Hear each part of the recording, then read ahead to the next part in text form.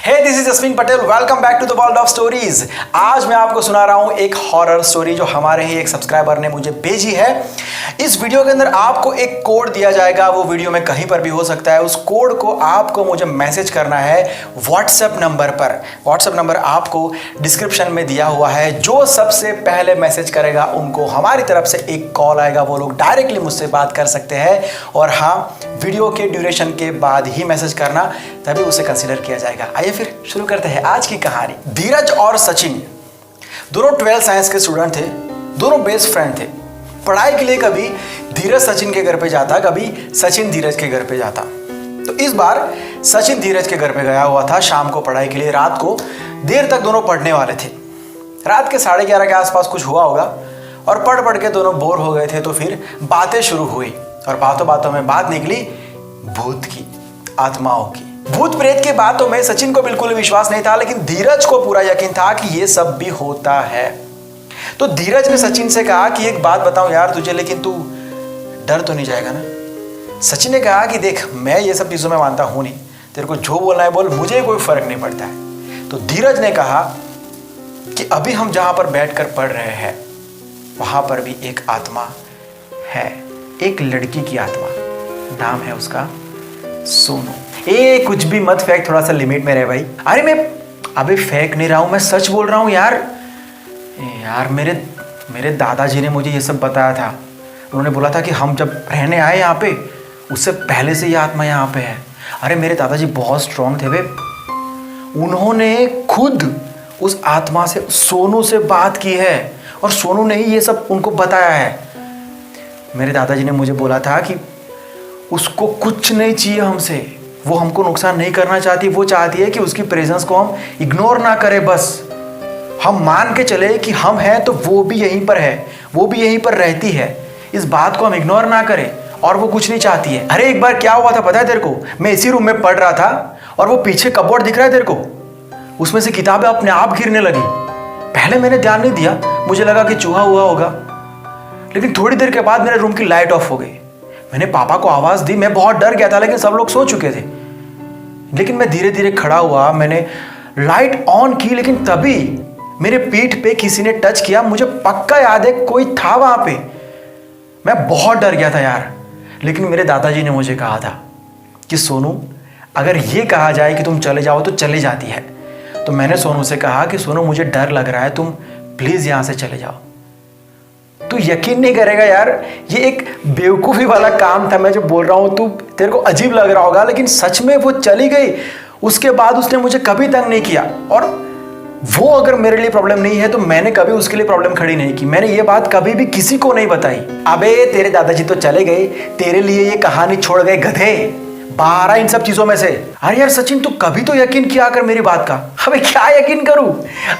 अरे तेरे कहने का मतलब ये है कि अभी हम दोनों जो बातें कर रहे हैं यहाँ पे, वो ये सोनू मोनू जो भी है वो सुन रही है, ये कहना चाहता है तू? अबे सोनू जी, मोनू जी, आप जहां पर भी हो, मैं ये चाहता हूं कि आप मुझसे आके मिलो।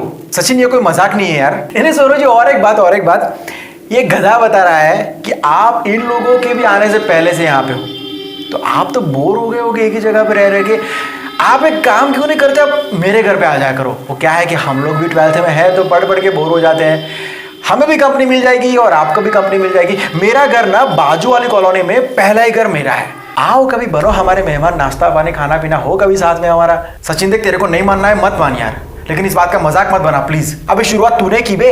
भूत है मेरे घर में, दादाजी ने बोला। भाई घंटा बोला तेरे दादाजी ने तेरे को। और मेरे सामने ना ये फालतूगिरी मत किया कर कभी, ठीक है? सचिन अपना मूड खराब करके बैग लेके वहां से निकल गया। बाइक स्टार्ट की, ईयरफोन लगा ली और अपने घर की तरफ आगे बढ़ा। उसके घर में सिर्फ उसकी माँ थी, पिताजी थे नहीं। जैसे वो घर पे पहुंचा, उसने देखा कि उसकी माँ बाहर खड़ी है। सचिन ने बोला कि माँ, रात को 12:30 बजे आप बाहर क्या कर रहे हो? उसकी माँ ने कहा कि बेटा इंतजार कर रही थी तेरा। सचिन ने कहा कि मैंने कितनी बार बोला माँ आपको, आप वेट मत किया करो मेरा, खाना खा के सो क्यों नहीं जाते आप? मेरा कुछ ठिकाना नहीं होता आने जाने का, और बाहर क्यों खड़े रहते हो माँ आप? चलो अब अंदर चलो। जैसे ही वो घर के दरवाजे की तरफ मुड़ा, घर का दरवाजा बंद था। उसको लगा कि पवन से बंद हो गया होगा। उसने धक्का मारा, लेकिन दरवाजा नहीं खुला, दरवाजा अंदर से बंद था। उसने बोला कि माँ, दरवाजा अंदर से बंद कैसे है? जैसे वो पीछे मुड़ा, कोई नहीं था। जैसे आगे मुड़ा तो उसकी माँ ने अंदर से दरवाजा खोला। उसने बोला कि माँ आप, उसकी माँ ने उसको कहा कि तू कब से नॉक क्यों कर रहा है? मैं आ तो रही हूँ ना बेटा, वक्त लगता है ना आने में।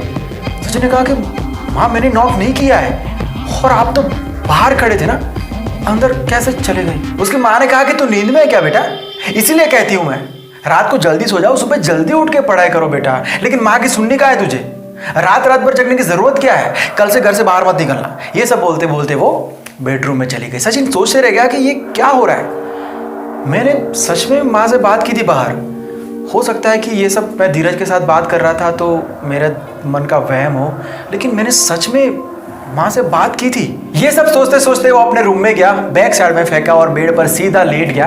बहुत थका हुआ था, सोना चाहता था। थोड़ी देर के बाद उसके रूम का दरवाजा किसी ने नॉक किया। सचिन ने कहा कि माँ दरवाजा खुला है, नॉक क्यों कर रहे हो, कुछ काम था क्या? लेकिन उसकी माँ ने जवाब नहीं दिया। सचिन बहुत थका हुआ था तो सो गया। उसने भी उठने की और देखने की कोशिश नहीं की कि दरवाजे के उस तरफ कौन है। लेकिन थोड़ी देर के बाद दरवाजा किसी ने और जोर से नॉक किया। सचिन घबरा के उठ गया और उसने देखा, लेकिन वहां पर कोई नहीं था। वो अपनी माँ के कमरे में गया, माँ उसकी सो रही थी। अब उसको डाउट होने लगा था कि कुछ तो गड़बड़ है। लेकिन उसने सोचा कि मैं कोई 5 साल का छोटा बच्चा नहीं हूं कि आधी रात को अपनी माँ को उठा के कहूँ कि माँ मुझे डर लग रहा है, या पुलिस को फोन करके कहूँ कि मेरा दरवाजा कोई नॉक करके भाग जाता है। वो जल्दी से अपने रूम में गया और दरवाजा अंदर से बंद कर लिया और ब्लैंकेट पूरा ओढ़ के सो गया। अब उसको डर लगने लगा था। सचिन ने अपने रूम की लाइट भी ऑन रखी थी। उसने सोचा कि मैं धीरज को कॉल करके सब कुछ बता दूं, लेकिन उसका ईगो बीच में आ गया। छोड़ ना, साला बोलेगा कि तू तो मान भी नहीं रहा था ये सब बातें, अब क्यों डर रहा है? इतने में उसके रूम की लाइट ऑफ हो गई, एसी बंद हो गया, रूम में पिन ड्रॉप साइलेंस हो गई और रूम का दरवाजा किसी ने खोला और बंद किया। उसके रूम में किसी के चलने की आवाज वो सुन पा रहा था। उसने फील किया कि उसके बेड पर कोई बैठा, लेटा और लेटे लेटे उसकी तरफ देख रहा है, लेकिन उसकी हिम्मत नहीं थी कि वो ब्लैंकेट खोल के थोड़ा सा मुंह घुमा के देखे कि उसकी बाजू में कौन है। अब उसने सोचा कि अब तो मैं धीरज को कॉल करूंगा, लेकिन फोन सामने टेबल पर पड़ा था और उसकी हिलने की भी हिम्मत नहीं थी। तभी सचिन के कान में एक लड़की ने हल्के से कुछ कहा, सचिन मैं सो। ये सुन के सचिन की जान यहां तक आ गई थी। उस टाइम पे उसको याद आया कि धीरज ने कहा था कि अगर सोनू को ये कहा जाए कि तुम चले जाओ तो वो चले जाती है, वो किसी को नुकसान नहीं करती है। तो सचिन ने भी कहा कि सोनू मैं माफ़ी मांगता हूँ, मुझे तुम्हारे साथ मजाक नहीं करना चाहिए था, तुम प्लीज़ यहाँ से चले जाओ, मैं आइंदा से कभी ऐसा मजाक नहीं करूँगा। 5 मिनट हुई, 10 मिनट हुई, लेकिन अभी भी सचिन की हिम्मत नहीं हो रही थी कि वो ब्लैंकेट उठा के चेक करे कि सोनू गई कि है। 15 मिनट के बाद रूम का दरवाजा किसी ने खोला और बंद किया, और जैसे दरवाजा बंद हुआ रूम की लाइट ऑन हो गई, एसी भी ऑन हो गया। सचिन एकदम से खड़ा हुआ और उसने बाजू में देखा, बाजू में कोई नहीं था। लेकिन रूम का दरवाजा जो उसने अंदर से लॉक कर दिया था अब लॉक नहीं था। मतलब ये जो कुछ भी हुआ वो कोई वहम या फिर सपना नहीं था, ये सब कुछ सच में हुआ था।